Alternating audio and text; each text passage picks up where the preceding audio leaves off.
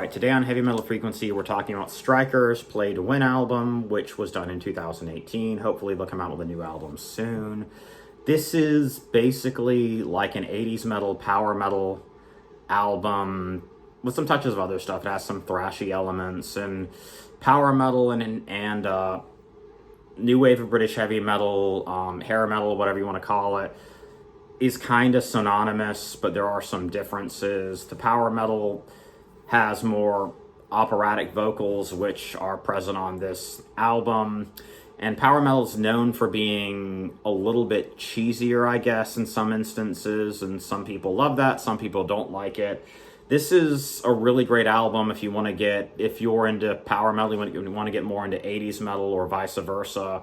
Or if you're into another genre like thrash or death metal or something, and if you're interested in something a little bit lighter, from my perspective, I would consider this to be lighter. Some people would not think that way, but that's my opinion. I would definitely recommend Striker. This is a fantastic album. It's catchy. Heart of Lies is fantastic. Position of Power, Head First, On the Run. It does kind of lose a little bit of its punch or efficacy or whatever you want to say after about the fifth track after the front. Play to Win is a little bit off, and so is Standing Alone, but it seems like they pulled back the creativity just a little bit. But this is still a fantastic album. I would totally recommend this. I can hear some influences of a lot of really cool guitarists. Nuno Bettencourt from Extreme, Alexi Laiho, even though Children of Bodom was basically Melodeath and other stuff, I can kind of hear almost like reverse engineering some influences from that on here.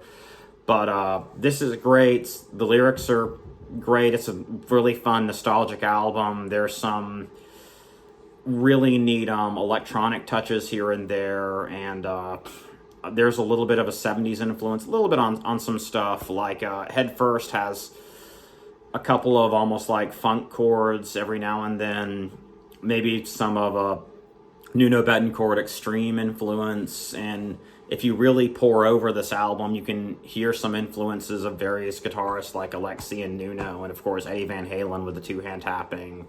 And this is a fantastic album. I would highly recommend it, and there's not really a bad starting point for Striker. I need to get their eponymous album. I gave it as a gift a couple of years ago, and I saw these guys open for Dark Tranquillity, and they were fantastic. I really want to see them at some point, and there's no real